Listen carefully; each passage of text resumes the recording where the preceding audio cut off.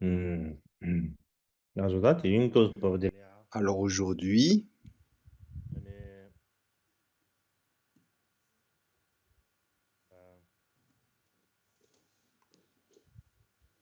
marango yarche dans le cadre chagare. des enseignements d'été Marnock, nous sommes à la sixième journée d'enseignement. Da sosi be kamne kindu de Donc, tout d'abord, pour commencer, zuma number soda. donc Ada à vous sosi tous, à la vénérable chonda Sangha, chibe choro homan henge ainsi qu'à tous les amis du na Dharma chigare da qui suivent ces enseignements en ligne, phiri pinda nisi number samaro le ya thoma en particulier aussi à la communauté tibétaine, à vous tous. samji shurangi Je vous adresse mes salutations empreintes de souhaits de bon augure.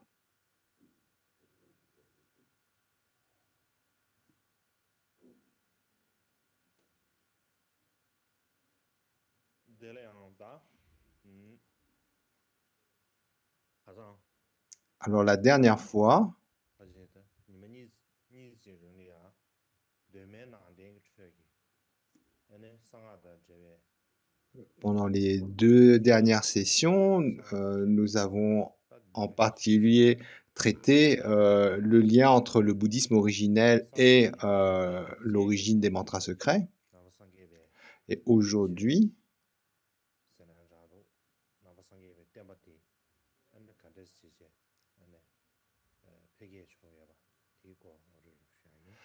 alors aujourd'hui, on va parler.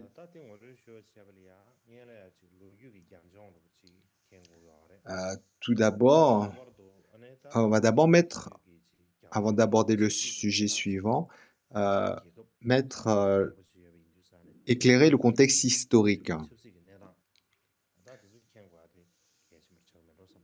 Donc, je pense que c'est juste un point qui est important avant d'aborder le point suivant, donc d'avoir ce cadre historique.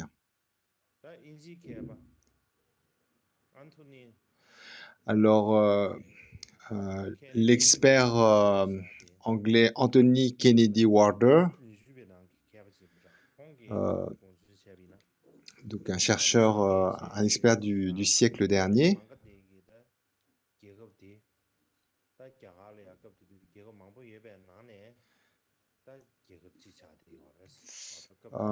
a établi d'une certaine façon un peu la situation politique à l'époque de la vie du Bouddha.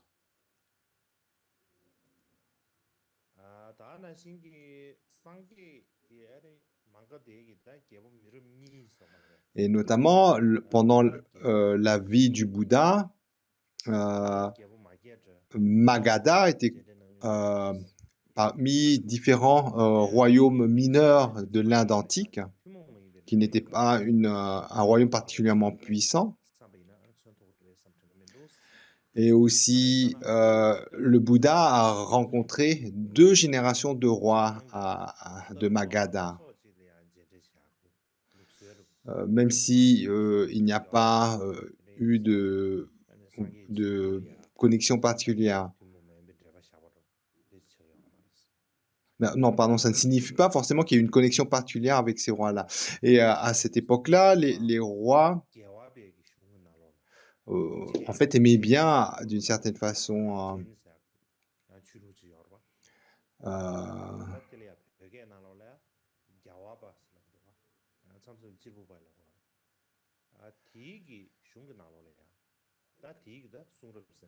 euh, donc les rois à l'époque du Bouddha aimaient bien en fait à être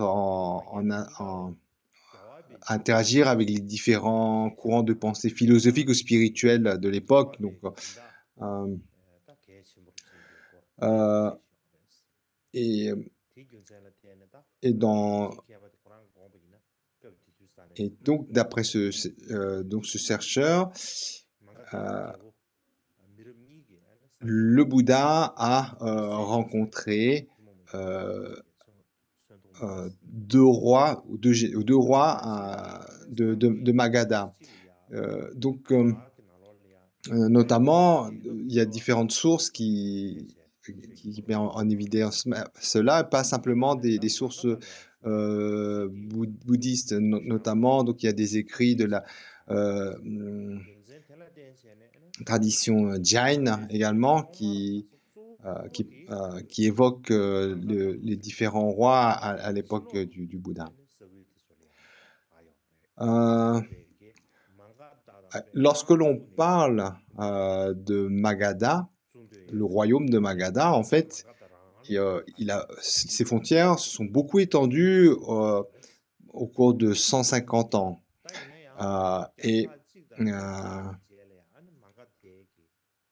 Si bien que les régions où le bouddhisme se développait, en fait, tombaient dans le contrôle politique du royaume de Magadha. Et donc, c'est à ce moment-là qu'il y a une connexion particulière entre la région, le royaume de Magadha et le bouddhisme. On développera ça plus tard lorsqu'on va parler du bouddhisme pendant le règne de l'empereur Ashoka. Mais en bref, il y a eu une connexion entre le bouddhisme et le royaume de Magadha.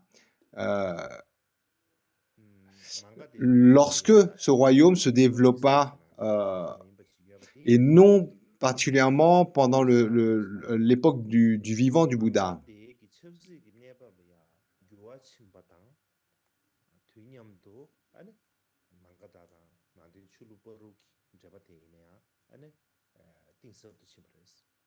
En fait, la connexion entre le bouddhisme et le royaume de Magadha s'est vraiment renforcée à mesure que le bouddhisme se développe, le bouddhisme et le royaume de Magadha se développaient. Donc ça, c'est d'après les recherches de cet expert Anthony Kennedy Warder, fin du siècle avant, début de ce siècle. Donc ensuite,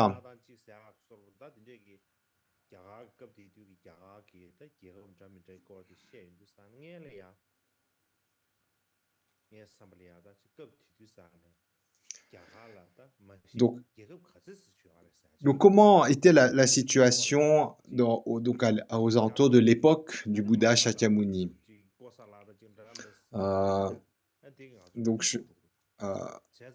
Notamment, on parle de différents royaumes et donc on peut être un peu dans la confusion si on n'a pas un peu un contexte plus précis. Et donc à ce sujet, à cette époque,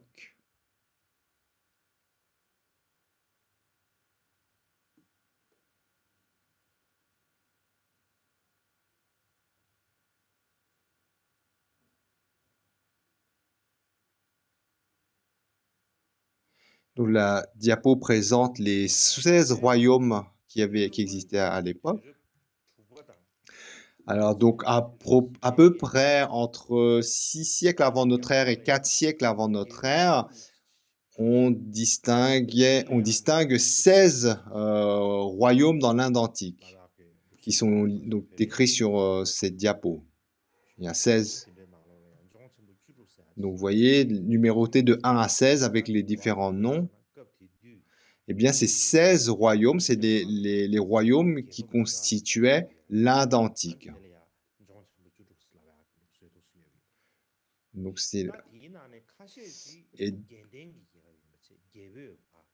alors, parmi ces 16 royaumes, certains étaient des royaumes dirigés par un roi, mais d'autres régions étaient un peu comme organisées comme une république. C'était le peuple qui s'organisait dans le royaume. Alors que d'autres royaumes étaient vraiment donc sous l'autorité d'un roi particulier. Donc j'ai pas besoin de décrire chacun de ces 16 royaumes.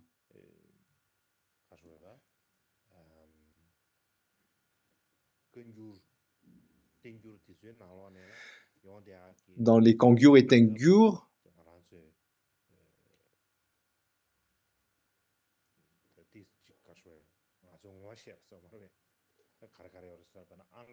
Donc, par exemple, en regardant dans les noms comme Anga ou Ganda ou Kashi, Kosala, Mangada, donc certains noms sonnent familiers pour ceux qui ont lu les Kangyo ou les Tengyo. Ainsi, ces différents royaumes que l'on retrouve mentionnés dans certains textes bouddhistes se situent approximativement entre le 6e siècle avant notre ère et le 4e siècle avant notre ère. Et en particulier, on va particulièrement développer le royaume de Magadha, qui figure parmi ces 16.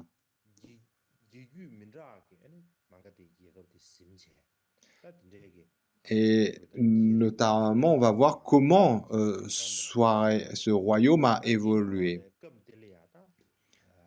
Notamment, on va... donc, on n'a pas besoin de parler de comment étaient ces royaumes avant la venue du Bouddha, mais on va commencer à... c'est bien de prendre comme point de départ comment était le royaume de Magadha à l'époque du Bouddha même.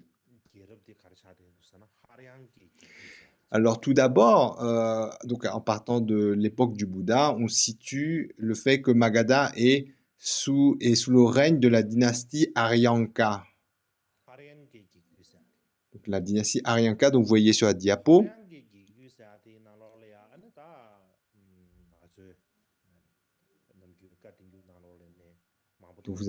Donc cette dynastie, notamment il y a deux rois qui sont bien connus. Un, c'est le roi Ajatashatru et le roi Bimbisara. Et par exemple, si on se réfère aux récits venant du Sri Lanka, on situe le parinirvana du Bouddha à la 8e année du règne du roi Ajatashatru. Alors, ce roi Ajatashatru, il a notamment pris le pouvoir en tuant son père, le roi Bimbisara. Alors, bien qu'il était capable de prendre le pouvoir du royaume et de nombreuses régions, incluant le royaume de Kosala, donc c'est un des donc Kosala, donc un des 16 royaumes qu'on a mentionné tout à l'heure, et dont la capitale était Shravasti.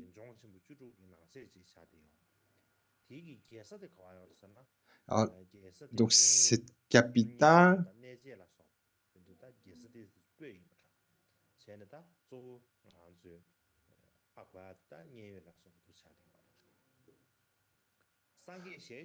et donc à l'époque du Bouddha, il y avait le roi Prasenajita. Et ce roi et le roi Ajatashatru étaient en conflit armé. Et finalement, donc, Prasenajit, le roi qui était le roi du royaume de Kosala, perd, et le royaume de Kosala donc, est inclus dans celui de Magadha, notamment après la mort du prince Virudaka. Il y a aussi le royaume Vatsa, qui fait partie des 16 grands royaumes qui ont été listés dans la diapo. Et c'est notamment un des 4 principaux royaumes du nord de l'Inde. Et sa capitale était Kaushambi. Et Kaushambi était, en l'Inde antique, était une des 6 plus grandes villes de l'Inde antique. C'est donc une ville notamment qu'on se retrouve souvent mentionnée dans les textes, hein. Et durant le vivant du Bouddha, le roi du royaume Vasta était Udayana. Et en tibétain, le roi Shashi, Kipo Shashi. Et ce roi, Udayana, a combattu euh, donc quoi donc, donc aussi bien le roi de Kosala que le roi de Vatsa donc ont été entrés en conflit armé, mais au final, donc c'est le roi Ajatasattu de Magadha qui donc en gagnant ces batailles donc a inclus dans son royaume de Magadha le royaume de Vatsa et le royaume de Kosala. Et d'après des récits aussi bien bouddhistes que des récits venant de la religion Jain, le fils du roi Ajatasattu, son fils Udayin, donc a délocalisé la capitale à Pataliputra. Et d'après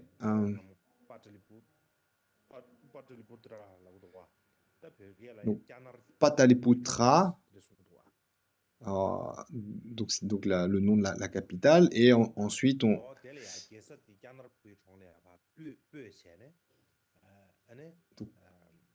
la capitale du royaume a été gouvernée par la suite donc à Pataliputra. Et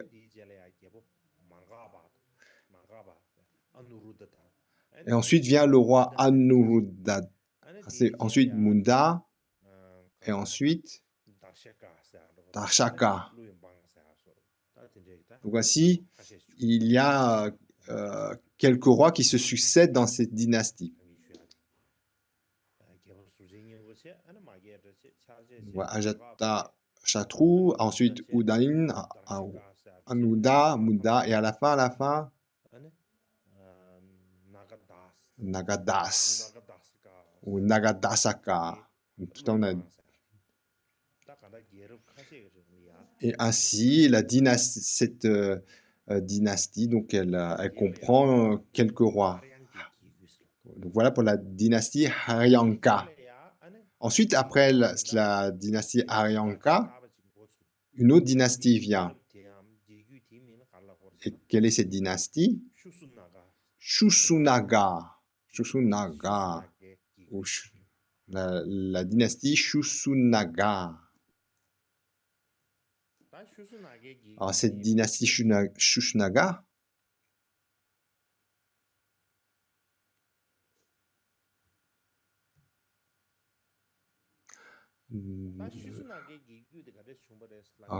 comment elle vient? Alors, le dernier roi de la dynastie précédente, Nagadaska, il y avait beaucoup dans le peuple de gens des villes qui se sont rebellés.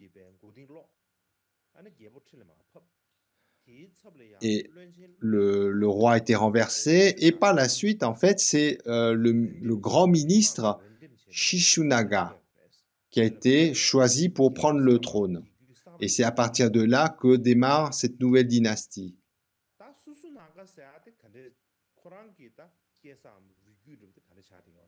Alors, concernant l'origine de cette dynastie, donc c'est un peu compliqué. Par exemple, donc concernant donc ce Shishunaga, son lieu de naissance, de quelle caste il vient, c'est assez compliqué. Mais néanmoins, donc le premier roi de cette dynastie, la lignée fait qu'il a différents noms. Donc on appelle Shusunaga, 갸가르 눕쇼기 계급 톱신 다다 아반티즈라고 그래. 아반티즈라고 데이터 별게 나서 교입니다. 아니 빠지 숭제스라고 숭어체. 사르다 사시 숭아 숭. 하야도 찬도 쳇다시. 숭제스라고 있어. 다 대야 자기 공도 휴대하기. 종신부 주주기 나세 차리. 이게 예사대 거래서 예사대 통계를 파기해서 우jan사 Ujian. 우jan사 차리. Euh, 이게 통계를 파기해서 할래야. oui, alors, 아반티 donc, pardon, donc le premier roi, donc par sa lignée, c'est un peu compliqué, du fait que se fait également, donc cette lignée, cette dynastie Sisunaga est également connue sous le nom de dynastie Lishavi, du fait de la lignée noble du premier roi, et par la suite, les rois cette dynastie prennent contrôle vers l'ouest de l'Inde antique, notamment le royaume Avanti, qui fait partie donc des 16 royaumes qui ont été mentionnés tout à l'heure, et dont la capitale est Ujjaini. Et il conquiert aussi le royaume de Vatsa, qu'on appelle aussi Prava, et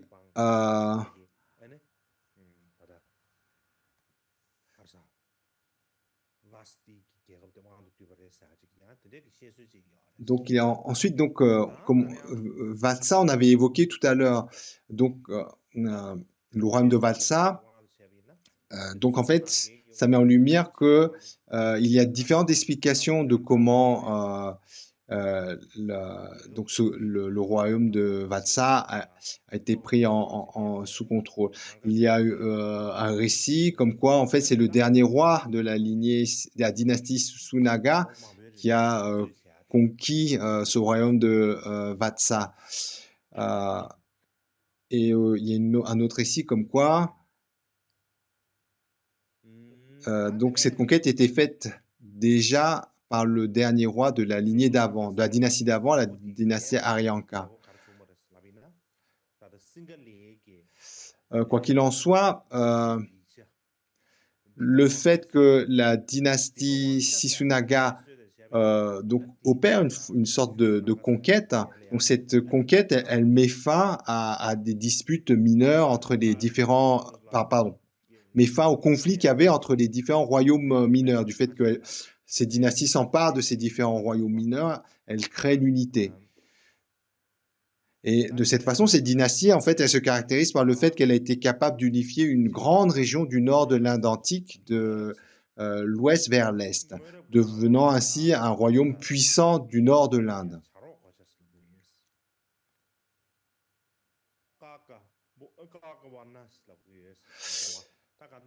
Alors, d'après les récits de Dipavasa, donc le roi Kala Ashoka, qui était aussi connu comme étant, comme son le nom, l'artiste Ashoka. Alors, dans les temps anciens, on dit aussi que son nom était, le nom qu'on lui donnait à l'époque, c'était Kakavarna. Le fait que, donc parmi les noms de ce roi Kala Ashoka, et aussi l'artiste Ashoka, fait que il y a une confusion avec le roi Ashoka qui viendra par la suite. Et notamment, donc cette confusion, elle est venue chez certains historiens tibétains qui, du coup, ont pensé que lorsque le deuxième conseil bouddhiste s'est réuni à Vaisali, eh bien, il a été soutenu par le roi Ashoka. Mais là, en fait, on parle de Kalashoka ou Kakavarna.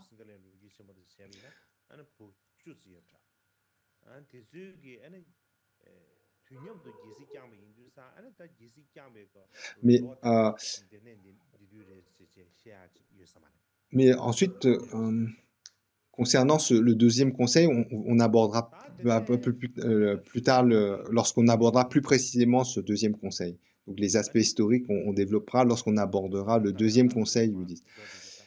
Et d'après la grande chronique de Ceylan, le roi Kalashoka a eu 9 ou 10 enfants qui, par la suite, ont régné simultanément. Alors ensuite vient donc ce roi Kalashoka, en fait, c'est le dernier de la dynastie Shushunaga. Et la dynastie suivante, c'est la dynastie Nanda, commençant avec le roi Harshasharita.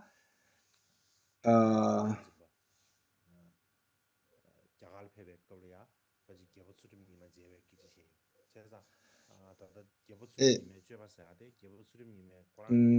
comme c'est décrit dans les textes, le roi Harshasharita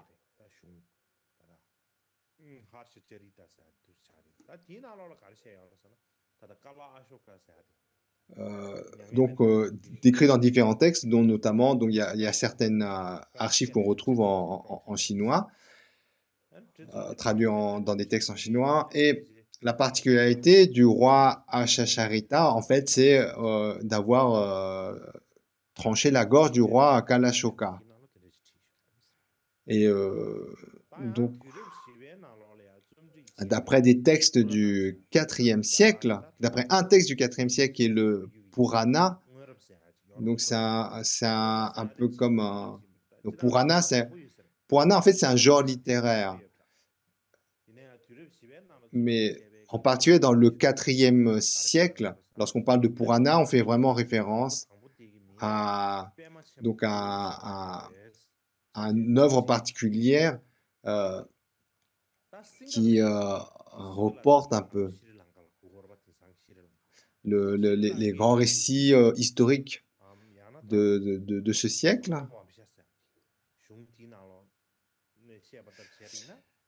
Et donc, au départ de cette dynastie Nanda, donc probablement on l'attribue donc au roi Harshasharita, qui est notamment connu pour avoir tranché la tête du roi Kalashoka. Et par rapport à des récits du Sri Lanka, dont les archives, donc des récits qui viennent du Sri Lanka, le nom du premier roi de la dynastie Nanda était Mahapadmananda. Et d'après les récits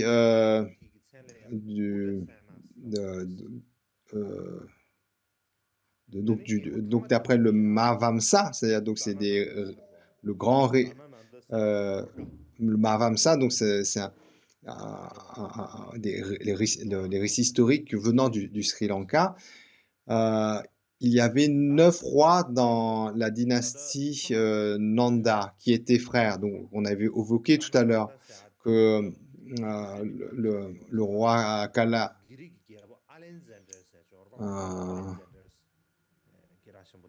Non, pardon.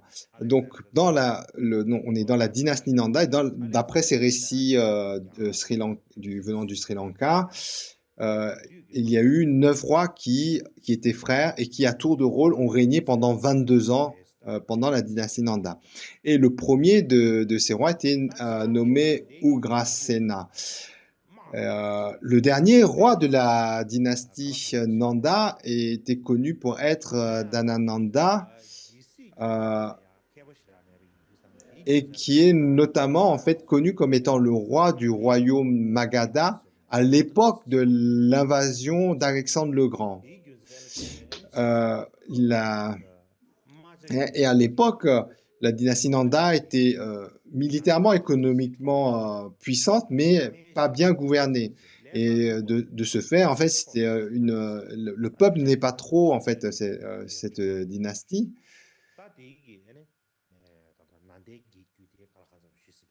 Et par la suite, la raison pour laquelle, par la suite,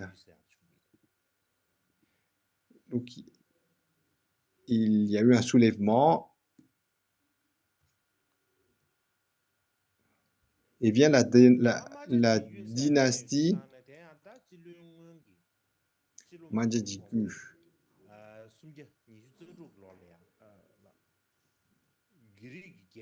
Alexander the Great Alexander ki yaga ki nubjan chon nubjan le ya ne zinju che ne zinju che bre de ne korang ma de yu de ya me to Donc c'est Chandragupta qui prend le pouvoir et met fin à la dynastie. Et d'après des historiens, donc pour lui, ça n'a pas été compliqué. Probablement venant du fait que le peuple n'était pas satisfait de cette dynastie. Alexandre le Grand a envahi le nord-ouest de l'Inde. Donc on attribue cette invasion dans les 300 et quelques avant notre ère. Mais il n'a pas réussi à atteindre le centre de l'Inde. Il a envahi le nord-ouest. Et comme il est mort peu après cette invasion à Babylone, donc il n'a pas pu avancer son invasion jusqu'au centre de l'Inde. Et profitant de l'invasion grecque, le jeune Chandragupta, avec l'aide de son grand ministre Sanatya Kautilya aussi. Donc c'est le Chanakra, le nom du grand ministre du jeune Chandragupta, ou Kautilya. Donc il aide en fait Chandragupta à renverser la dynastie Nanda et établir donc cette nouvelle dynastie connue comme étant la dynastie Maurya.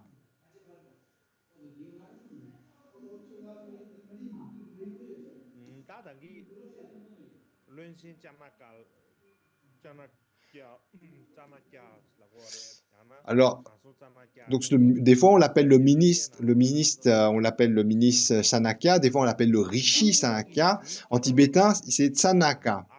Donc ce ministre était un auteur célèbre, notamment pour être l'auteur de l'Artha Shastra, donc qui est un traité politique très vraiment connu. C'est un traité politique connu, notamment qui traite de comment gouverner. C'est une œuvre politique qui contient un texte racine avec un commentaire.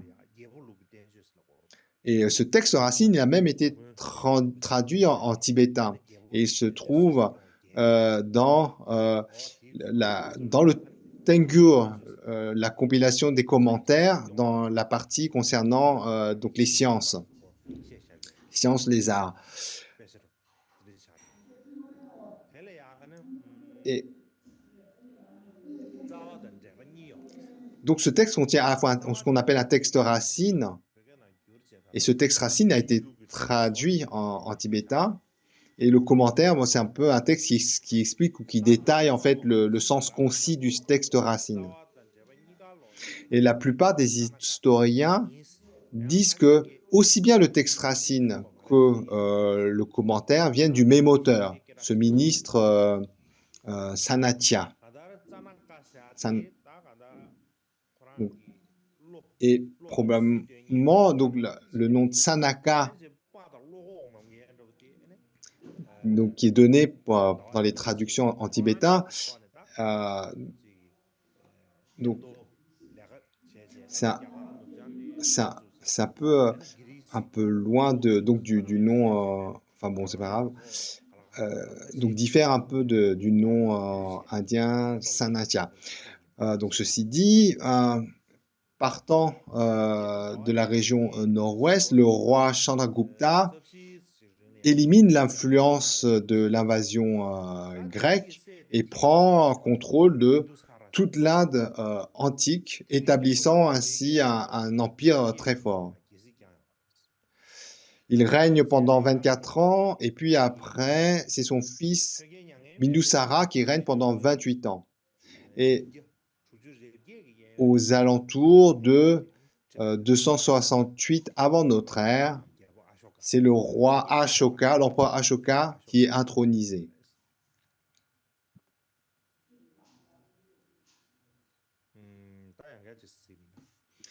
à nouveau, on revient. Donc, à nouveau, là, sur la diapo, c'est la dynastie Maurya. Donc, vous avez les noms des différents rois. Et le troisième, c'est Ashoka.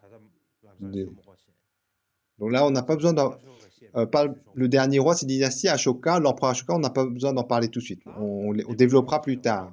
Alors là, il y a un point difficile qu'on a évoqué, c'est en fait la période qu'il y a entre le parinirvana du Bouddha Shakyamuni et l'ascension au trône de l'empereur Ashoka.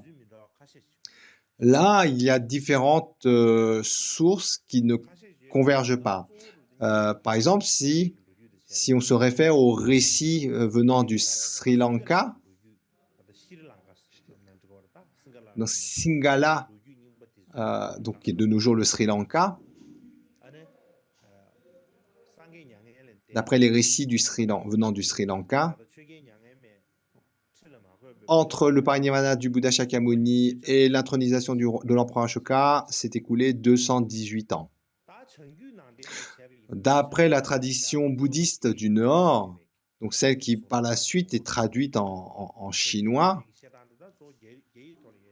donc les références pour la recherche vient en grande partie donc des écrits chinois.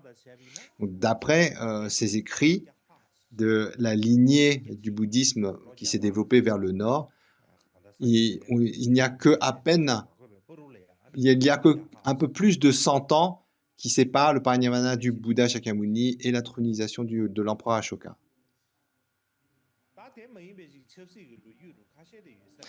Et puis, il y a aussi de nombreux récits politiques. Alors, donc autant chacun de ces récits politiques sont cohérents, mais en fait, lorsqu'on compare ces différents récits, il y a beaucoup de contradictions. Et par conséquent, même si chaque récit politique paraît cohérent, lorsqu'on les compare, il y a des contradictions. Et ces contradictions font qu'il est difficile de savoir quel récit est vraiment à prendre avec crédit. Mais on va laisser la question de ces dates pour plus tard. Ce qu'on peut dire, c'est que basé sur les documents du Sri Lanka et du nord et de la lignée bouddhiste par rapport au nord, on va non, donc pour les dates, on va rester là, mais pour discuter le sujet de comment la sangha du Bouddha s'est développée entre le parinirvana et l'intronisation du roi Ashoka, on va se baser principalement sur les écrits venant du Sri Lanka et celles par la lignée du Nord.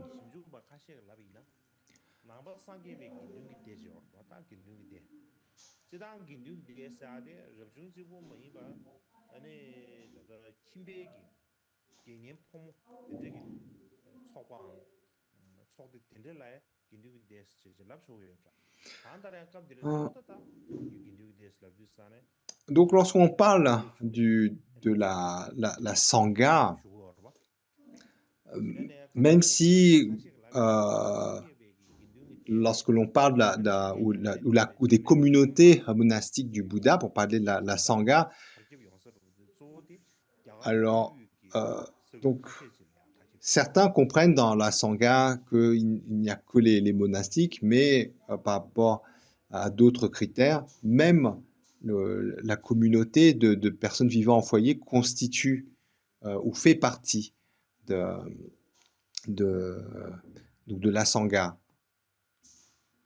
On va marquer une pause, il y a un problème de caméra.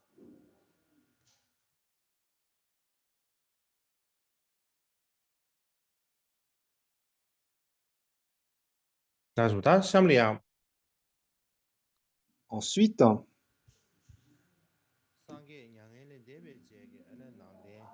après le parinirvana du Bouddha Shakyamuni, comment la communauté bouddhiste s'est développée. Donc, on va traiter de ce sujet. Donc, tout d'abord, ce qu'il faut savoir,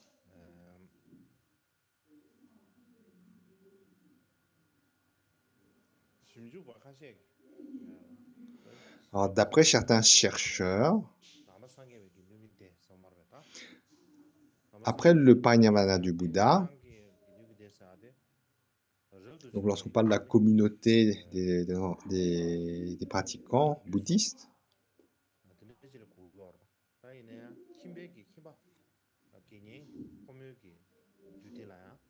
donc même si on prend avant tout en la Sangha comme étant les moines et les nonnes, elle n'exclut pas cette communauté, les pratiquants de personnes qui vivent au foyer.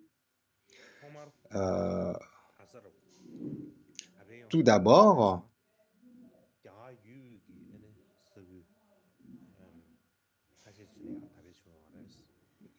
lorsque cette communauté se développe, donc d'après certains chercheurs, elle ne se développe que dans quelques régions au centre de l'Inde antique.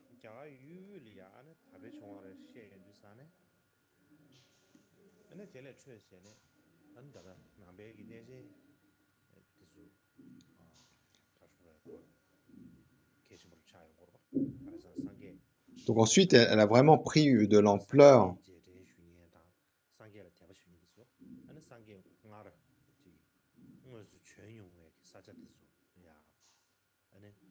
Notamment, donc, lorsqu'on les fameux 4 sites sacrés et leur localisation géographique. Donc, il y a notamment le lieu de la naissance du Bouddha, celui de son parinirvana, il y a aussi Bodh Gaya,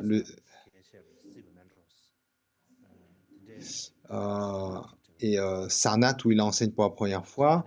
Donc il y a ces 4 sites. Donc, par exemple, le Bouddha est né à Lumbini. Le parinirvana est identifié dans la région de Kushinaga, et ces deux, à l'époque de l'Inde antique, se trouvaient vers le nord de l'Inde antique, alors que Bodh Gaya, le site où le Bouddha a atteint l'éveil, était dans les régions sud de cette Inde antique. Sarnath, là où il a enseigné, était plutôt identifié comme étant vers l'ouest. Donc, Lumbini, Kushinaga. Donc, elle constitue un peu comme les limites de l'Inde antique. Donc, donc le lieu de naissance du Bouddha, Lumbini et Kushinaga, en fait, constituent un peu comme les limites. On se trouve un peu aux limites nord de l'Inde antique. Alors que le Bodh Gaya se situait plus dans les parties centrales de l'Inde antique, et Sarnath, là où le Bouddha a tourné la roue des enseignements, et se trouve plus vers l'est. Ensuite, il y a aussi Sitya.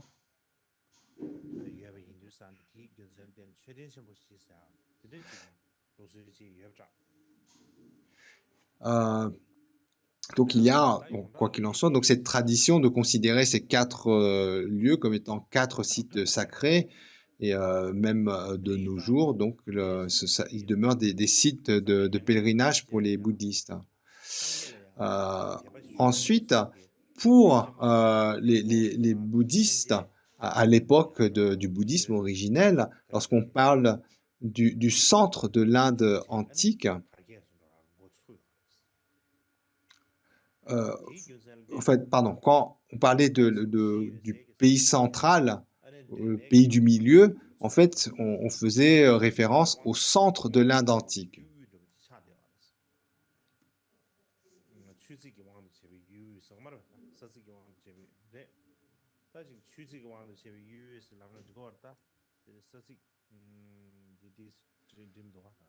Donc souvent dans la littérature bouddhiste, on parle de pays du milieu. Hein, et donc pour les bouddhistes à l'époque du bouddhisme originel, ce terme de pays du milieu fait référence au milieu de l'Inde antique.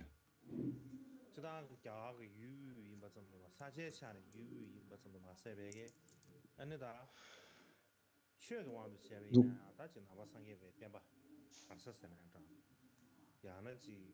ensuite, donc, comme on a évoqué,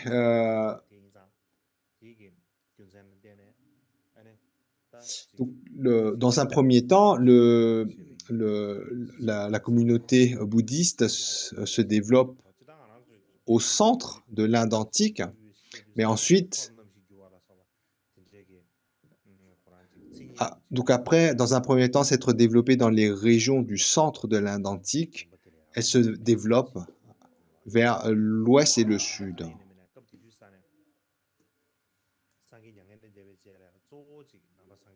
Donc, après le parinirvana du Bouddha, les communautés bouddhistes se développent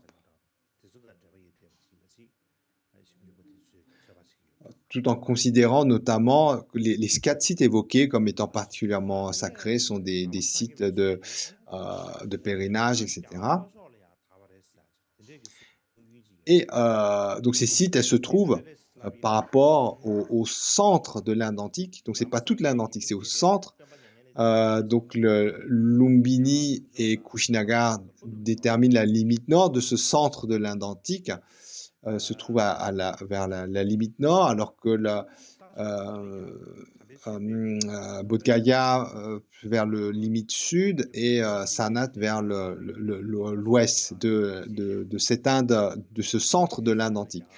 Ceci dit, donc c'est dans cette région du centre, cette région centrale de l'Inde antique que la communauté ou les communautés bouddhistes se développent dans les différentes régions de l'Inde antique centrale, définies autour de ces 4 principaux sites sacrés. Mais par la suite, ces communautés se développent vers l'ouest et le sud. Alors, pourquoi le bouddhisme se développe notamment par les routes du sud en partant de l'Inde centrale, l'Inde antique centrale, notamment c'est parce que euh,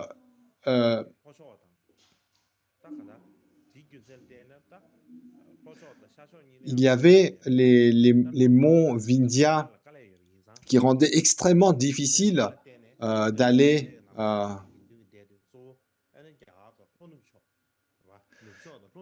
pardon. Donc, ces communautés se développent vers l'ouest et le sud-ouest. Pourquoi pas par le sud? Parce que les routes du sud, elles sont bloquées par les monts Vindhya.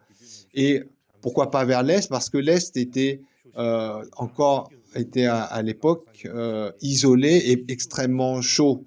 Donc c'était des régions hostiles où on ne pouvait pas vraiment voyager. Et c'est pour cette raison que, donc pour des raisons pratiques de déplacement, de voyage, que là où les communautés bouddhistes petit à petit se développent dans les directions direction de l'ouest et sud-ouest.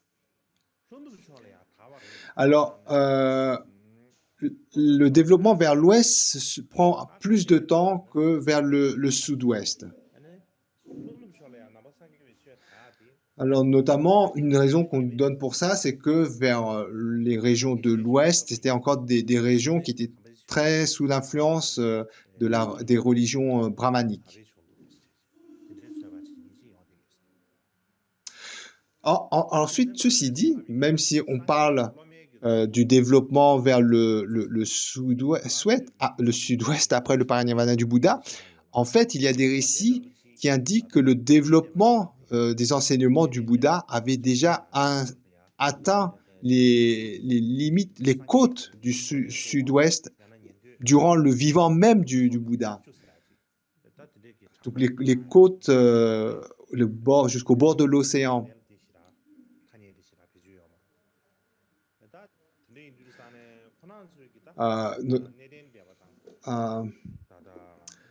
Par exemple, dans un des 10 grands disciples du Bouddha était Mahakatayana, le grand Katayana, Mahakatayana, le grand Katayana, Mahakatayana, Mahakatyana, pardon, Mahakatyana. Oui, donc suivant le dialecte utilisé, le grand Katyana, il est né dans le royaume de Aventa.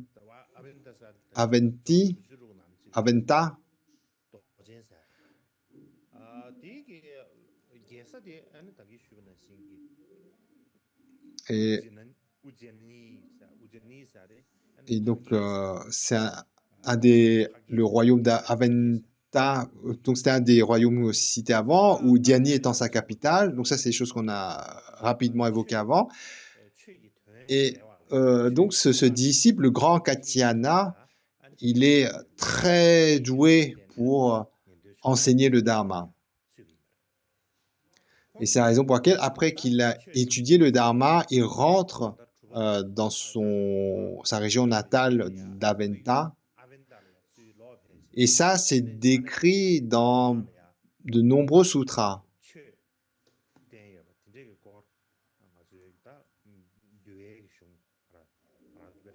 Par exemple, dans les traités du Vinaya, c'est clairement écrit. Et il a un disciple en particulier. Donc, lorsqu'il rentre au royaume d'Aventa, son royaume natal, donc il a un disciple en particulier, Sonakutikana. Sonakutina. Le Dushinchi, c'est son nom tibétain. Et son nom en indien, c'est Sonakutikana. Et Sonakutikana, il voyage pour aller rencontrer le Bouddha même à Shravasti. Donc il part du royaume d'Aventi pour aller rencontrer le Bouddha à Shravasti. Et donc son maître, le grand Katyayana, donc, sachant qu'il va voir le Bouddha, il lui fait la requête de demander 5 questions au Bouddha.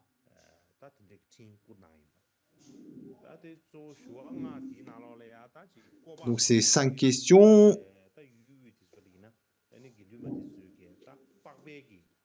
portent principalement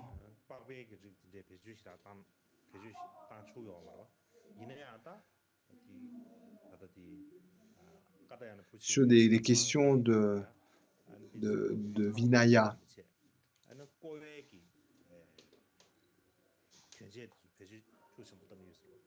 On a notamment le fait de pouvoir utiliser certains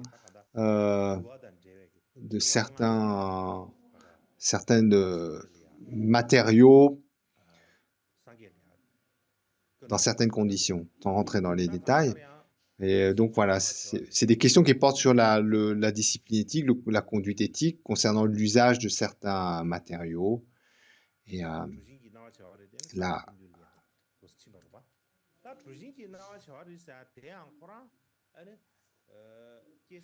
et donc ce disciple, Sonakutikana, lui, il était né dans la région de Aparanta.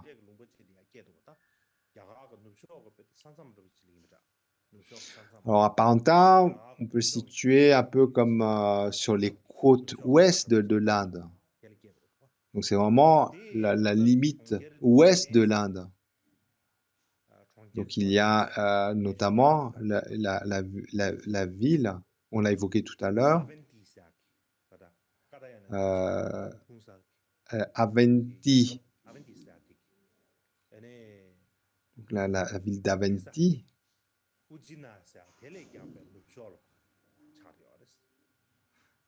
Non, pardon. Donc, c'est le royaume d'Avanti, donc le royaume du grand Katyayana. Et la ville, c'est Ujjini.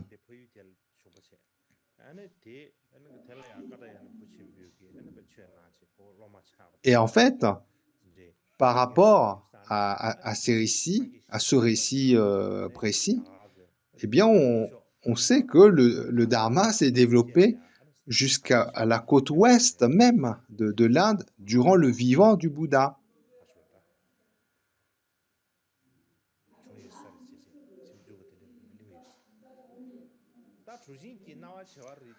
Puis- Puisque donc sur le long des côtes ouest, eh bien, c'était le royaume natal aussi bien de Mahakatyana et de son disciple Sonakutikana. Et donc, les textes précisent donc la ville, le royaume, et de ces récits donc, qui portent du vivant du Bouddha.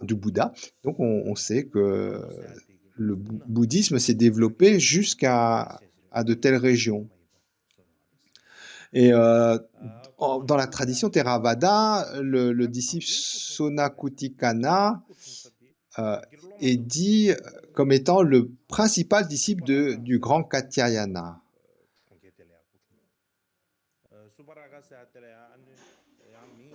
Mais si on se réfère au Vinaya Mahasandhika, là, c'est écrit que Sonakutikana n'est pas le disciple direct de Katyayana, mais de Purna. Et Purna, lui, était né dans la région de Suparaka, connu aussi sous le nom de Sopara, qui était une ville portuaire située sur les côtes ouest de l'Inde. Donc ça faisait partie du royaume de Sunaparanta. Donc, et par la suite,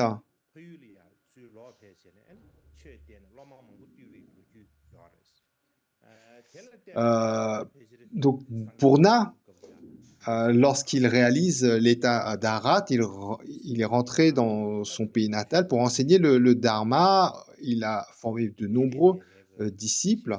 Et tout ça, en fait, donc c'est d'après ces récits écrits, eh bien, donc ces différents récits s'accordent sur le fait que le bouddhisme était déjà développé sur la côte ouest de l'Inde, du vivant même du Bouddha, que l'on considère le grand Mahakatyana ou le maître Purna, qui a atteint l'état d'Arat, ou alors le disciple Sonakutikana.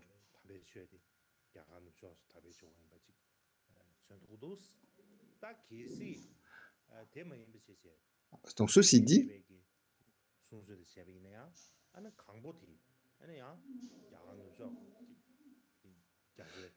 aussi si on se réfère au récit qu'il y a dans les sections des sutras,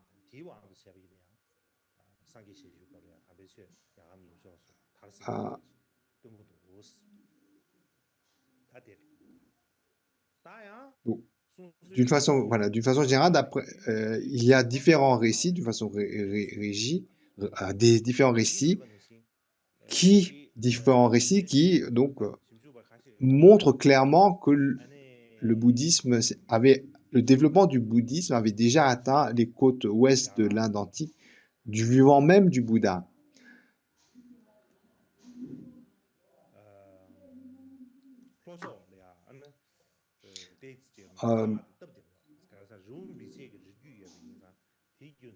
Alors ensuite, pour parler du développement de la communauté vers le sud-ouest, donc il y a aussi, alors, sur quel récit on peut s'appuyer concernant le développement du bouddhisme vers les régions du sud. Il y a notamment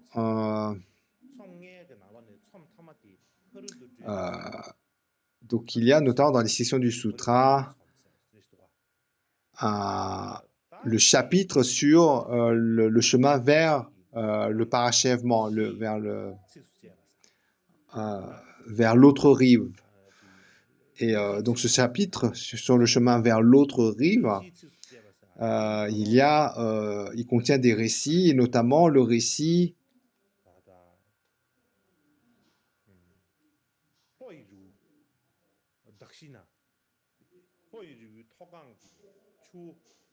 donc dans le sud, il y a la montagne Dakshina, il y a un fleuve, le fleuve Godavari, c'est le deuxième plus grand. Le premier, c'est le Gange. Le deuxième, donc en langue, c'est Godavari.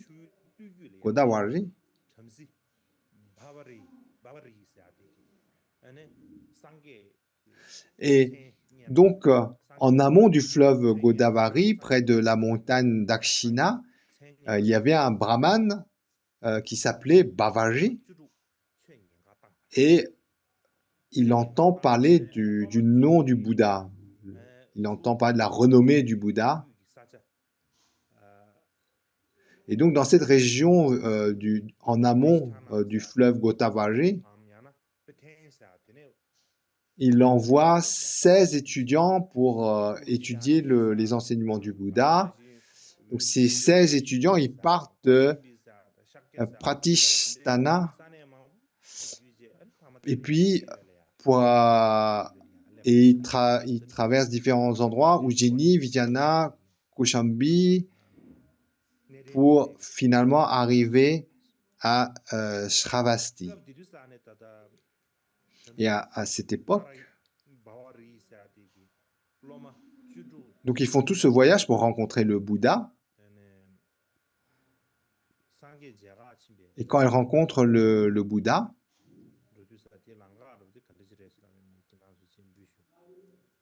attendez.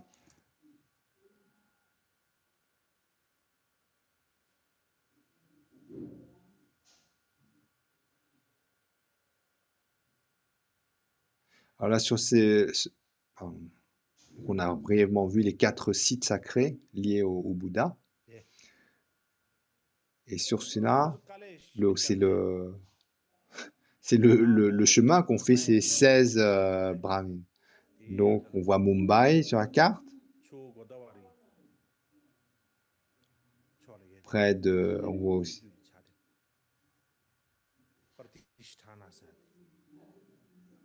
Voilà, également, on peut Pratishtana. Donc, il parle de Pratishtana.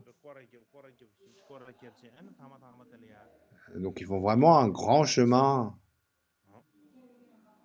pour arriver à Shravasti. Kolkata.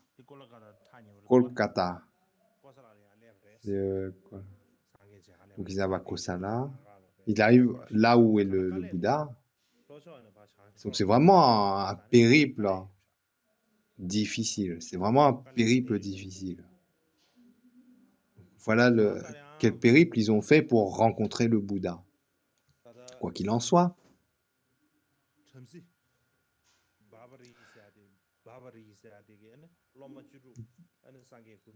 Donc ce brahmin Bavaji qui a envoyé 16 jeunes pour aller rencontrer le Bouddha, étudier le Dharma. Donc ces 16 garçons qui ont fait ce périple rencontrent le Bouddha, posent des questions au Bouddha. Le Bouddha y répond. Et de ces échanges de questions et réponses, eh bien, elles ont été compilées dans le chapitre, ce chapitre du chemin vers l'autre rive. Et ça a été préservé. La langue de ce passage, de ce sutra, est dans une ancienne forme du pali et doit probablement donc dater à peu près à la même époque que le chapitre Atthakavagga, le chapitre sur les 8 dharmas. Et donc, de ce fait, on considère que c'est un des œuvres les premières concernant les 4 agama, la compilation première compilation des sutras. Mais d'après certains érudits, ils émettent quand même une réserve. Donc même si ce texte a été préservé dans une ancienne forme du pali,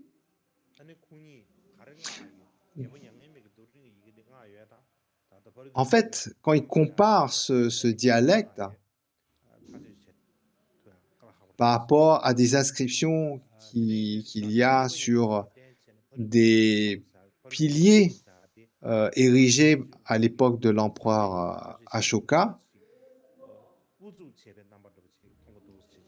donc en fait, il est difficile de déterminer lequel de ces deux dialectes est le plus ancien. Le dialecte sur les piliers, de certains piliers de Ashoka, établi par l'empereur Ashoka, ou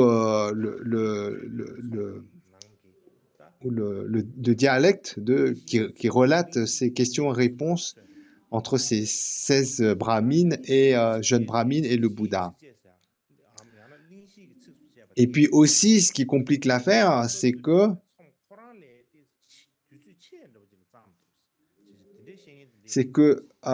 donc il y a ce chapitre qui relate les questions-réponses entre le Bouddha et ces 16 jeunes brahmines, mais il y a aussi écrit sous forme versifiée une partie d'introduction qui raconte comment ces 16 jeunes étudiants ont traversé l'Inde jusqu'à Shravasti pour rencontrer le Bouddha. Et ces écrits d'introduction qui racontent le voyage avant de rencontrer le Bouddha, en fait, ont été écrits après le chapitre sur les questions et réponses entre ces... Voilà, donc ce chapitre intitulé « Le chemin vers l'autre rive ». Et à cause de cela, les explications qui viennent de ces vers d'introduction qui racontent le voyage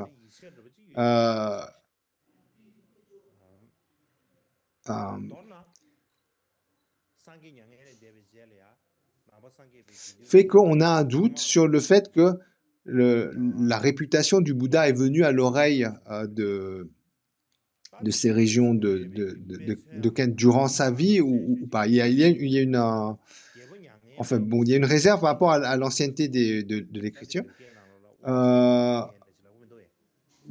Et c'est la raison pour laquelle, en fait, le développement du bouddhisme du centre de l'Inde antique vers les régions sud-ouest, que ce développement s'est fait durant la vie du Bouddha, on n'en est pas sûr. En bref, c'est ça. C'est tous ces récits qui évoquent le développement du bouddhisme de l'Inde antique centrale vers les régions sud-ouest, sud-sud-ouest, que ça fait déjà du vivant du Bouddha. Donc il y a des récits qui le disent, mais ces récits ne sont pas suffisamment précis pour qu'on puisse en tirer des faits historiques. Quoi qu'il en soit, on déduit de ces textes, comme mentionné tout à l'heure, que après, donc quoi qu'il en soit, on déduit que après le parinirvana du Bouddha, c'est sûr, le bouddhisme ou la communauté bouddhiste se développe vers le sud-ouest. Et notamment, il y a un exemple précis qui est, donc, comme évoqué aussi, le fils Mahindra, le fils de l'empereur Ashoka. Donc, il est né à Ujjini, au même endroit que le grand Kasyayana, Mahakasyana. Et les enseignements que Mahindra, le fils de l'empereur Ashoka, amène au Sri Lanka est en pali. Et lorsque l'on compare l'écrit de ces enseignements aux inscriptions sur les colonnes, sur les monuments d'Ashoka, c'est très proche.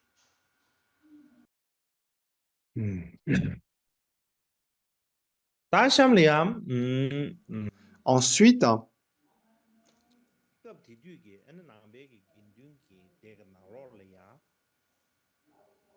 donc, donc, durant cette même période, on va s'intéresser maintenant à donc, comment les disputes ou comment d'une seule communauté, en fait, est apparue les différentes écoles bouddhistes. Et pour clore le chapitre avant, en fait, par rapport aux différents écrits que l'on retrouve, on peut déterminer que durant l'époque de l'empereur Ashoka, les enseignements du Bouddha étaient vraiment déjà bien développés. Alors, ensuite, donc, comme on a dit, donc la période auquel on s'intéresse concernant le développement de la communauté bouddhiste, c'est entre le parinirvana et l'intronisation de l'empereur Ashoka. Donc il y a, suivant les différentes références, une période qui s'étend entre un peu plus d'une centaine d'années à plus de 200 ans. Et donc durant une telle période, il y a eu des changements importants dans la politique, des influences qui ont influencé l'environnement, en bref, différents changements dans la politique, l'environnement, les dynasties, comme on a déjà décrit. Et on va donc développer plus, en fait, comment a évolué la communauté bouddhiste durant cette époque. Alors, lorsqu'on parle d'une période, donc on parle d'une période de au moins plus de 100 ans à plus de 200 ans. C'est vraiment une longue période si on y réfléchit, en réfléchissant un peu. Par exemple, si on pense au XVIIIe siècle ou au XIXe siècle, donc une période d'1 siècle, si on pense à tout ce qui s'est passé, on a l'impression que donc, tout ce qui s'est passé au XVIIIe siècle ou même au XIXe siècle, ça paraît des choses qui ont eu il y a très très longtemps. On a l'impression qu'on parle de choses qui sont très reculées, alors que c'est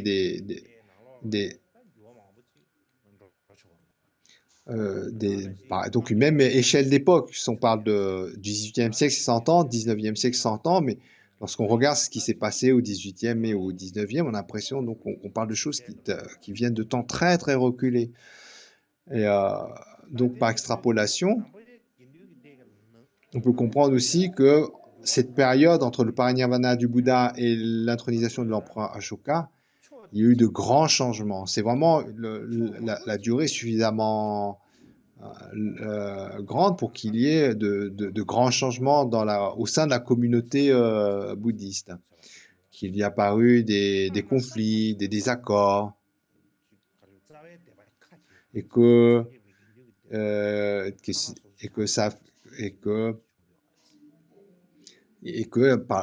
final est apparu ces différentes divisions, et que ces divisions ne sont pas juste une histoire de région.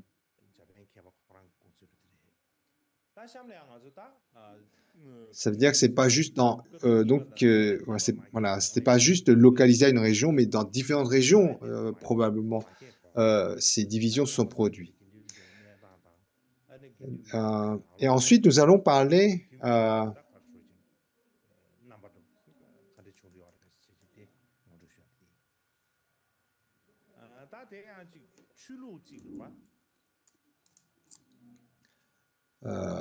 donc, on va donc approfondir ces questions de désaccord, notamment donc, qui est-ce qui a pu amener tout ce qui s'est passé jusqu'à amener le fait de réunir un second conseil, et ainsi que ce qui a mené à l'origine de la division des différentes écoles bouddhistes. Alors, pour cela, si on considère d'une façon générale comment une tradition religieuse ou spirituelle se préserve, eh bien, il y a tout d'abord celui qui enseigne. Pour toute religion ou tradition spirituelle, à l'origine, il y a un enseignant. Donc il faut un enseignant au départ. Et puis il faut qu'il ait enseigné, il a quelque chose à enseigner.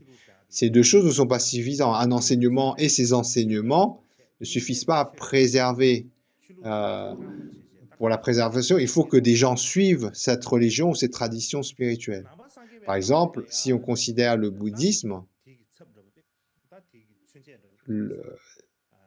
donc l'enseignant, c'est le Bouddha.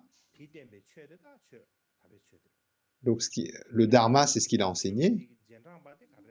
Et ceux qui suivent les enseignements du Bouddha, c'est la sangha. Donc de là vient la notion des trois joyaux. Bouddha, Dharma, Sangha. Et le premier des trois joyaux, le Bouddha, c'est un peu comme la racine des trois joyaux.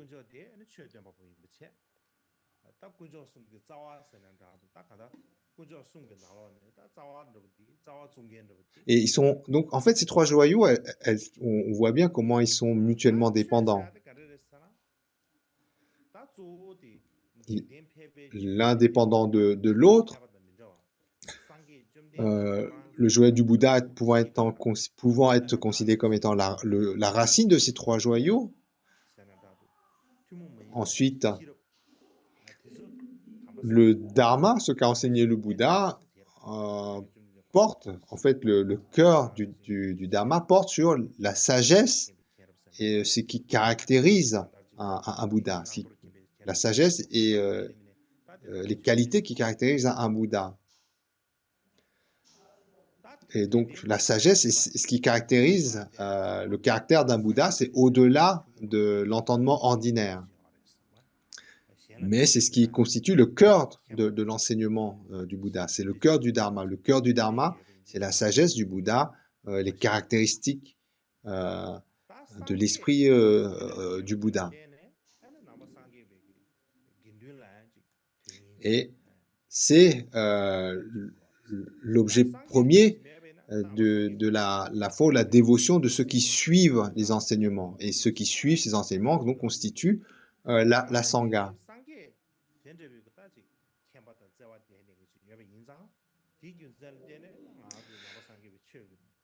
Et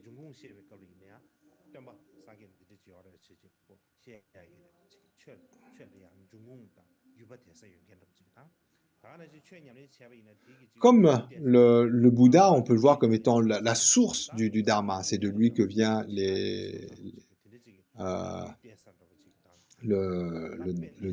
donc les enseignements. Et ce qui caractérise la Sangha, c'est celle qui se focalise à pratiquer ces enseignements.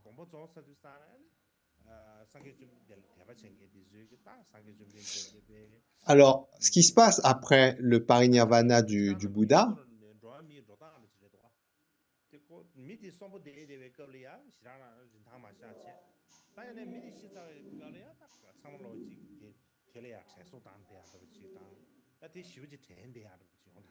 donc là, il laisse derrière lui beaucoup de personnes qui étaient vraiment qui ont pris conscience de la valeur infinie du Bouddha, qui sont dans la nostalgie du vivant du Bouddha, qui ont une forte aspiration au regard des souvenirs qu'ils ont du Bouddha.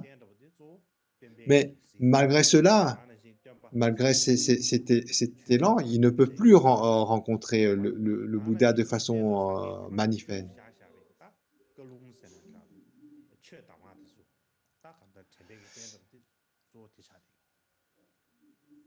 Mais le Bouddha, en partant par Nirvana, il laisse derrière lui des reliques, des lieux sacrés où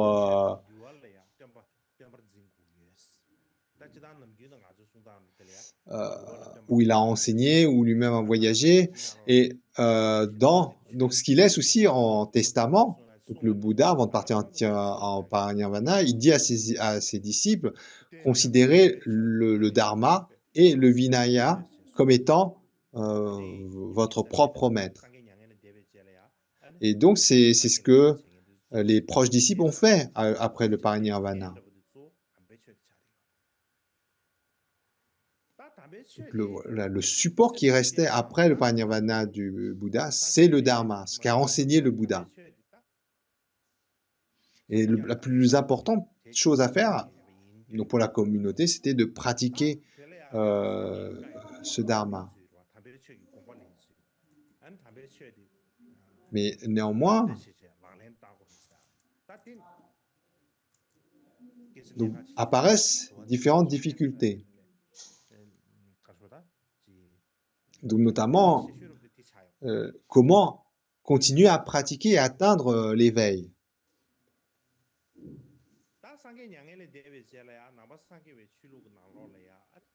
Donc après le parinirvana du Bouddha, il y a beaucoup de difficultés, par exemple, notamment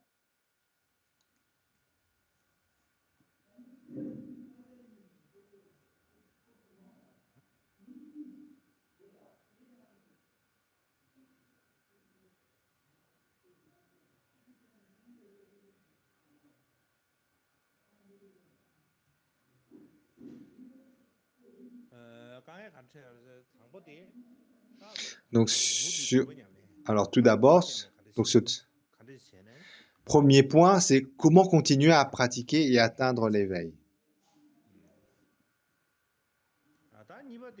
Comment continuer à pratiquer et obtenir de façon manifeste les réalisations. Et ensuite, il y a deuxième point, donc qui est un peu plus long, c'est que il y a des aspects, par exemple au point de vue philosophique, qui manquent. Notamment parce qu'en fait, durant du vivant du Bouddha, le Bouddha a mis l'accent sur la pratique et il ne s'est pas trop intéressé à tout ce qui était philosophique. De sorte que ce qu'il enseignait était très facile à mettre en pratique, en accord avec la situation et le temps. Mais en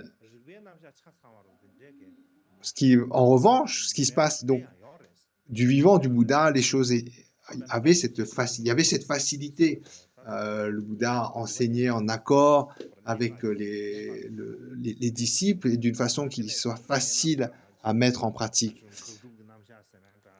Mais ensuite, lorsque concernant les questions de fond, il y a comme, même si le Bouddha a enseigné, mais il y a d'une certaine façon des zones d'ombre qui restent. Des questions philosophiques, comme par exemple, si des gens ont des doutes sur la sagesse du Bouddha, sur les pouvoirs du Bouddha, ce qu'est le nirvana. Donc, comment, par exemple, pour les disciples proches, comment répondre à ces doutes?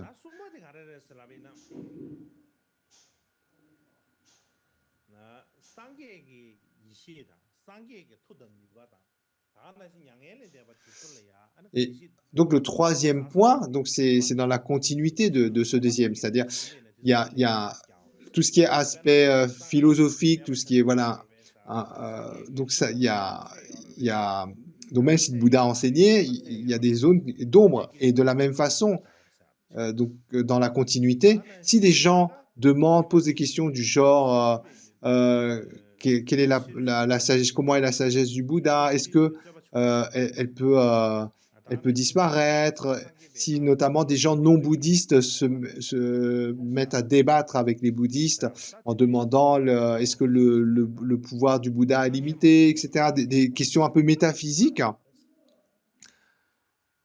Donc, dès qu'on va aborder un peu des aspects métaphysiques, par exemple, donc il y a beaucoup de comment répondre à ces questions, notamment les questions que des gens non bouddhistes poseraient. Et puis aussi, le quatrième point, c'est comment répondre aux critiques que des gens d'une autre religion, d'autres traditions exprimeraient. Et également, donc comment gérer les accords internes, quelle méthode utiliser pour réfuter dans les débats. Ouais. Et également, comment rétablir l'harmonie au sein de la communauté lorsque des désaccords apparaissent. Donc ça, c'est le quatrième point.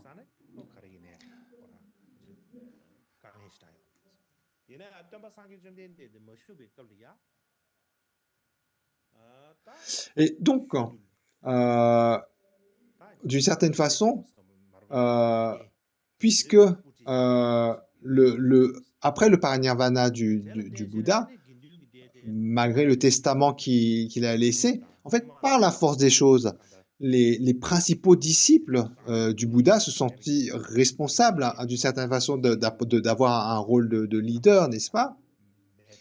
Et par conséquent, donc, partant d'une situation où le Bouddha seul, en fait, avait autorité, on arrive dans une situation où, en fait, ce sont les principaux disciples du Bouddha qui vont prendre la responsabilité de cette autorité. Et par conséquent, petit à petit, cette unité de la communauté monastique autour du Bouddha seul, eh bien, elle n'a plus perduré. Suite au parinirvana du Bouddha. Progressivement, cette harmonie, cette unité s'est effritée. En plus de cela, donc là où les communautés monastiques du Bouddha, en fait, s'est développées géographiquement. Et donc, il y avait au final une certaine distance entre les différentes communautés. Et donc, la séparation géographique, notamment à l'époque du Bouddha, où il n'y avait pas de technique de moyens de communication développés, donc a établi donc facilité d'une certaine façon la différenciation des communautés. Et aussi, chaque région ayant ses traditions, ses coutumes, et en raison de la souplesse, de la flexibilité des enseignements, pour s'adapter aux différentes traditions et coutumes, eh bien, il y a eu des changements qui se sont opérés naturellement, aussi bien dans l'attitude, dans les points de vue philosophiques et même dans la tenue vestimentaire des moines et nonnes. Il y a progressivement différentes compréhensions des idées enseignées par le Bouddha.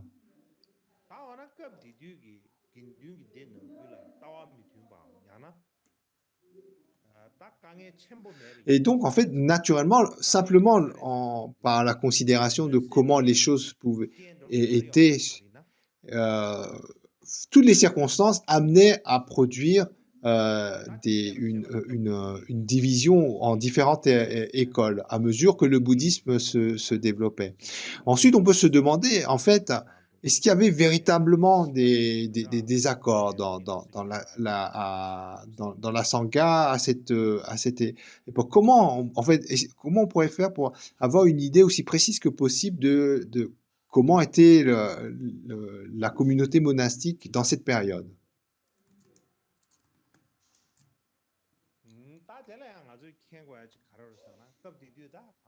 Alors, pour adresser ce sujet,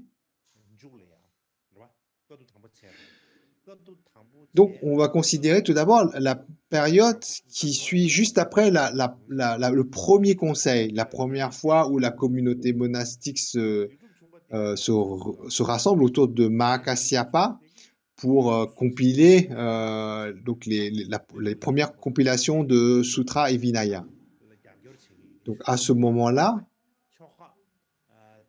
à la fin du premier conseil à Rajagriha, le projet que porte Mahakasyapa d'unifier la Sangha est couronné de succès. Donc on parle de factions aux opinions différentes, mais après ce premier conseil, ces différents points de vue s'estompent.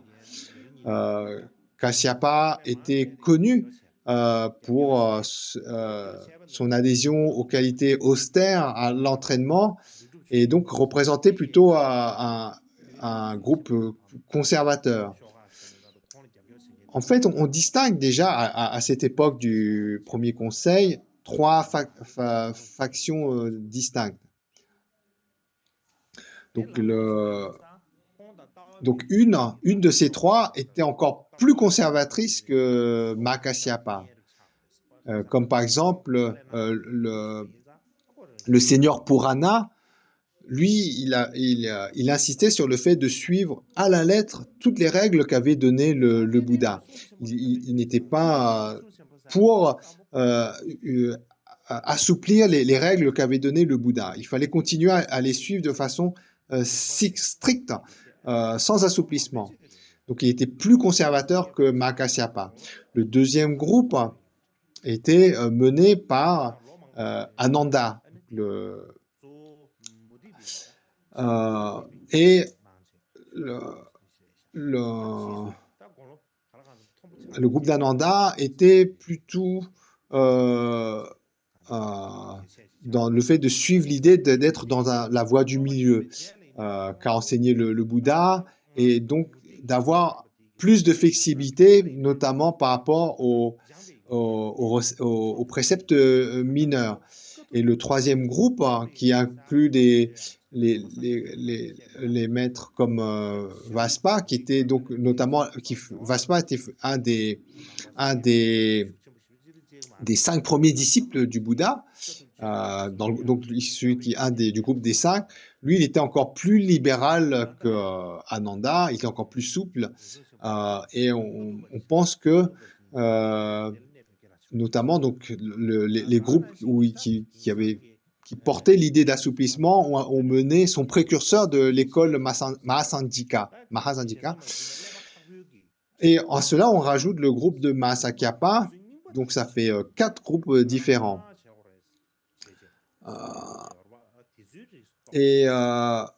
Donc ça, en fait, ces différents groupes, on peut dire, c'est un peu les factions les plus anciennes, puisque là, elles regroupent les disciples directs du Bouddha, Mahakasyapa, Ananda, tout ça. Donc les noms évoqués sont des disciples directs du Bouddha. Et eux déjà, donc, ont déjà un peu des vues différentes.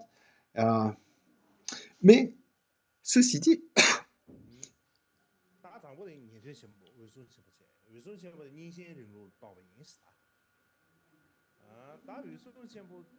donc là, on représente les différents groupes sur la diapo. Donc le groupe principal, c'est le groupe de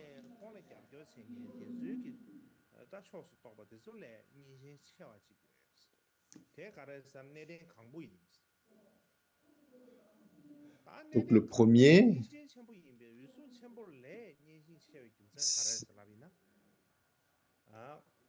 donc c'est comme on a évoqué, c'est le groupe de l'ancien Purana. Et lui, donc le groupe qui fédère, c'est un groupe qui est donc comme on a dit, qui est vraiment strict, plus conservateur que Mahakasyapa.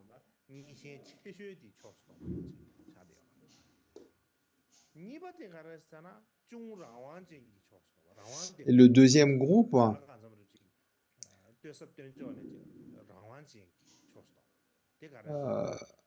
donc c'est un groupe qui est un peu plus vers le libéral, dans le sens où qui est plus d'autonomie. Notamment parce que Ananda, donc le proche disciple, donc celui qui suivait tout le temps le Bouddha, était dans l'idée de demeurer dans la voie du milieu qu'a enseigné le Bouddha. Et par conséquent, l'idée c'est donc d'être dans l'équilibre, non pas être dans les extrêmes, et par conséquent, par rapport aux circonstances, aux différentes situations, de savoir être flexible, savoir interpréter notamment les préceptes mineurs en fonction des circonstances et des régions.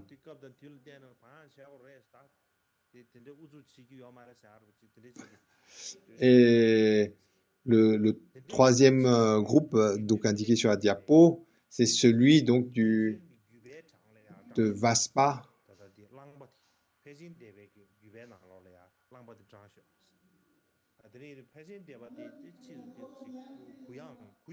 Et donc ce troisième groupe, celui mené par Vaspa, donc c'est le plus libéral de tous. Et probablement c'est ce groupe-là qui est précurseur au Mahasangika, de l'école Mahasangika. Et donc, pourquoi on insiste sur ça? C'est, en fait, on peut voir déjà par rapport à ces différentes vues, donc les prémices des futurs, de la future division en écoles bouddhistes.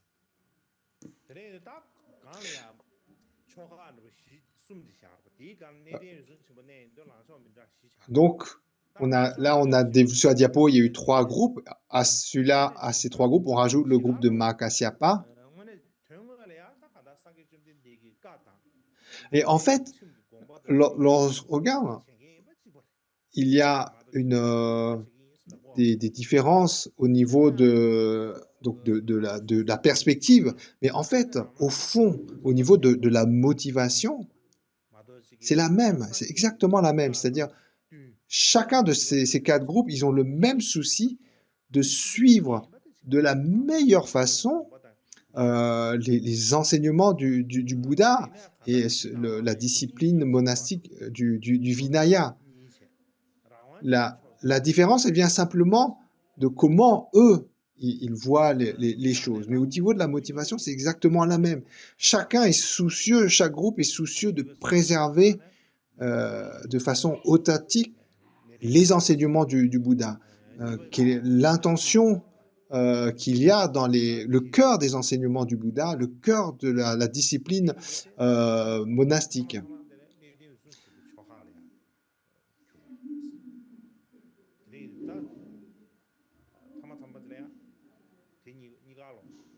Mais donc, ce qui se passe, c'est que, comme on a évoqué, à la fin du premier conseil, il y a comme une réconciliation entre ces 4 différents groupes.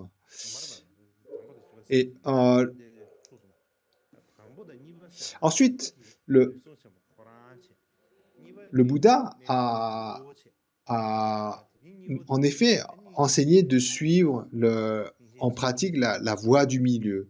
Il a, et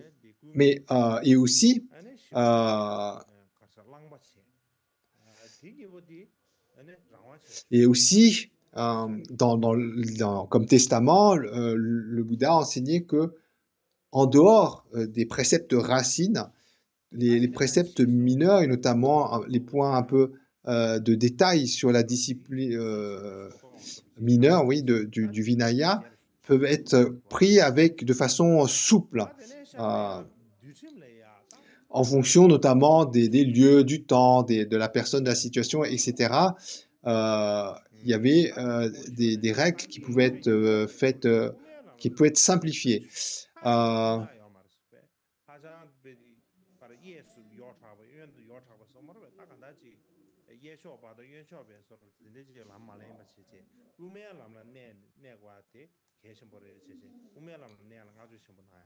Et notamment même du vivant du Bouddha, le Bouddha lui-même avait assoupli des choses, adapté différentes choses, si bien que même, et notamment à la fin, avant de partir en parinirvana, il avait notamment spécifié à Ananda que après, donc il a dit, après mon parinirvana, la sangha doit se rassembler en assouplissant, en étant souple par rapport aux règles mineures et subtiles. Mineures et plus que mineures. Voilà, dans la mesure où voilà, donc dans les grandes lignes, c'est ce qu'il a dit. Mais donc pourquoi en fait le Bouddha a dit à Ananda qu'après son parinirvana, il fallait donc que dans le Vinaya, toutes les règles mineures ou les règles de détail pouvaient être assouplies. En fait, c'était donc on voit que c'était des moyens habiles. Au final, lorsqu'on regarde les préceptes mineurs ou les détails subtils, c'est un peu des règles pour rendre, enfin des règles qui devaient être pratiques.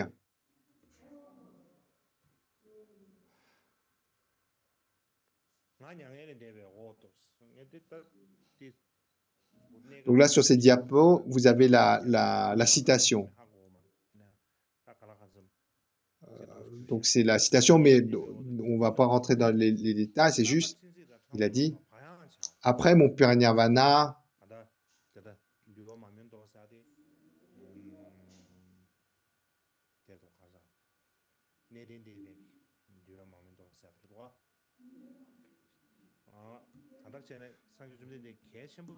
donc après mon parinirvana, donc il dit, le Bouddha même dit, la Sangha doit se rassembler, doit demeurer unie en assouplissant les règles, tout ce qui est mineur et subtil, les préceptes mineurs et subtils.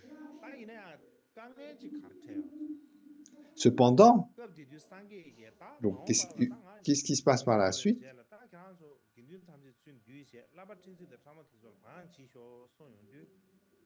Donc, ça c'est clair. Cette instruction est claire, mais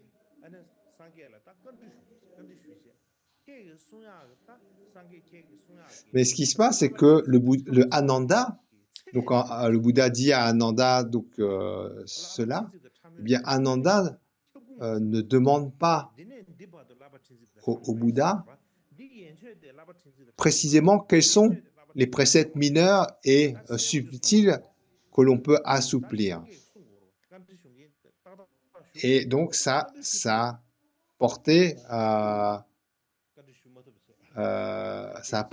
confusion.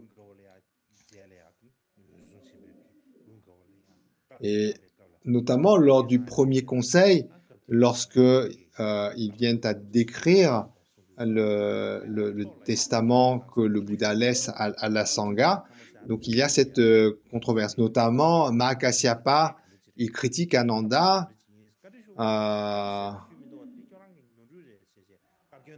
parce que justement, la Sangha n'arrive pas à atteindre un consensus sur savoir quels sont les préceptes mineurs sur lesquels on peut assouplir. Et à ce moment, donc pendant le premier conseil,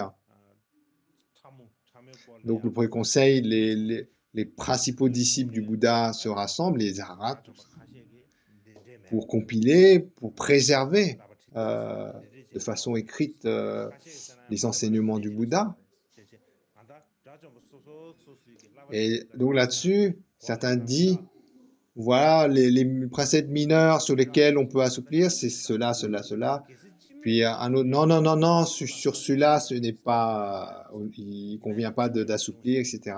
Et là, donc, ils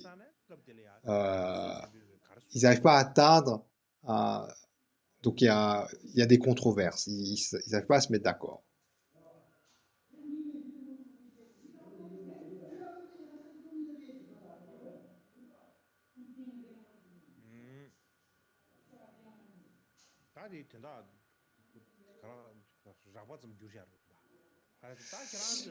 Et là, sur ces diapos, il y a une citation de Mahakasyapa à ce sujet. Et là, en fait, ce qu'il dit dans ces citations, on n'arrive pas, dans les grandes lignes, on n'arrive pas à se mettre en accord avec ce que sont les préceptes mineurs sur lesquels on peut assouplir. Et il dit, si on abandonne tous les préceptes mineurs et subtils, si on fait ça, si on prend la décision d'abandonner tous les préceptes mineurs et subtils, qu'est-ce qui va se passer? Tous ceux qui ne sont pas bouddhistes vont critiquer en disant « Oh, juste après le parinirvana du Bouddha, les moines ont abandonné les préceptes mineurs et préceptes des détails. Les enseignements du Bouddha qui visait à s'entraîner à la vertu est devenu comme un feu de bois qui s'éteint directement après avoir flamboyé.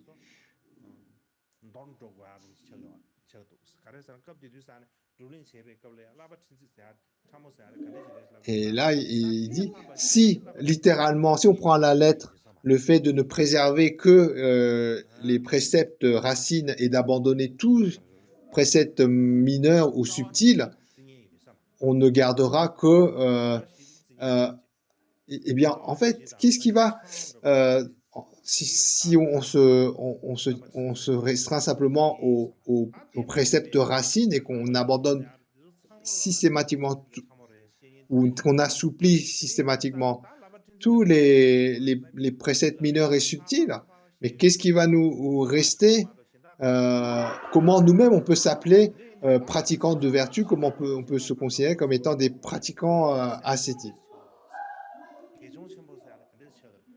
Comment, en quoi que reste de l'entraînement monastique? Et, et donc, c'est ça. Le point principal, c'est ça.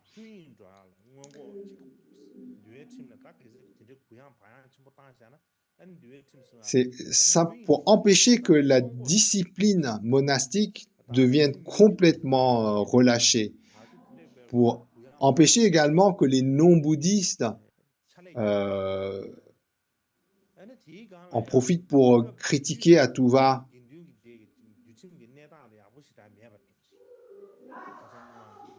Et puis aussi, la discipline du monastique n'était pas si bonne.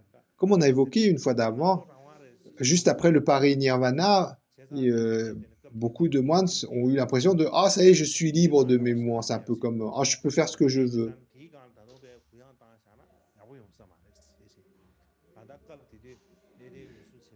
Et donc, face à ce relâchement de certains, le grand Mahakasyapa, qui conduisait le premier conseil,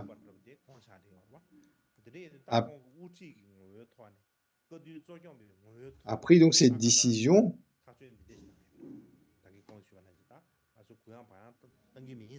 qui se retrouve donc dans les sutras où il dit on doit suivre ce que le Bouddha a enseigné et célébrer ce qu'il a enseigné.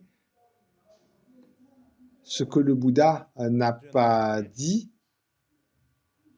donc ça ne nous appartient pas de nous en préoccuper. Alors la diapan, donc c'est ce qui est dit là dans les deux points. Voilà, c'est en résumé ce qu'on retrouve dans les sutras quand le Mahakasyapa dit que il convient pour nous donc de suivre les enseignements du Bouddha, de les célébrer, et ce que le Bouddha n'a pas dit, donc ce n'est pas à nous de nous en préoccuper.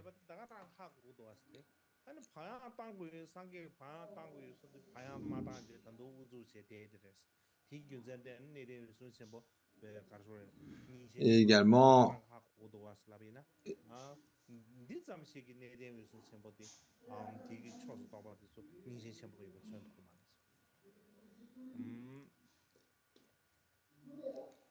mais ce simple fait, le fait de dire que qu'il faut suivre ce que le Bouddha a enseigné, ne pas faire de nouvelles règles que le Bouddha n'a pas faites.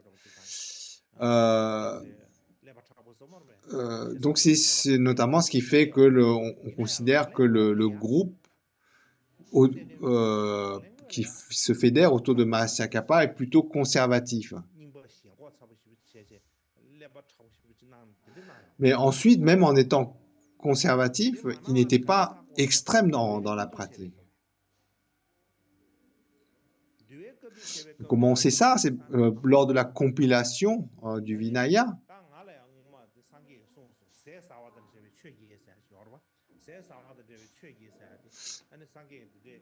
Lors de la compilation, il y a des... donc, il y a, par exemple,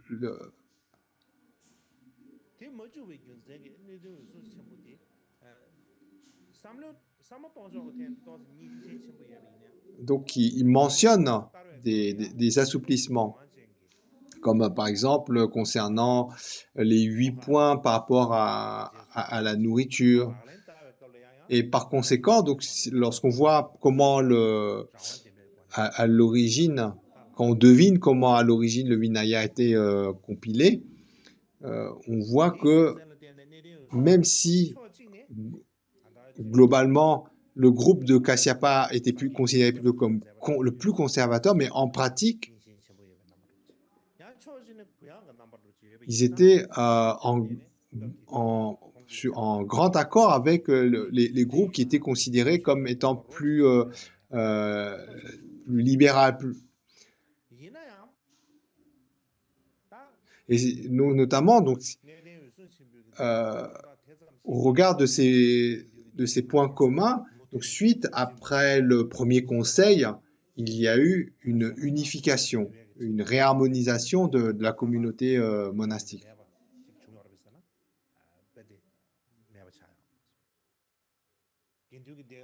Mais ensuite,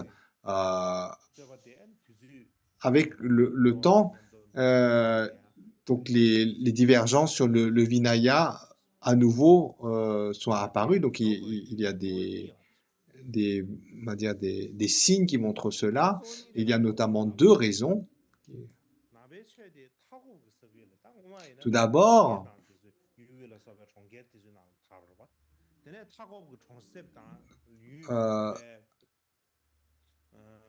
lorsque le bouddhisme se répand notamment dans des régions isolées,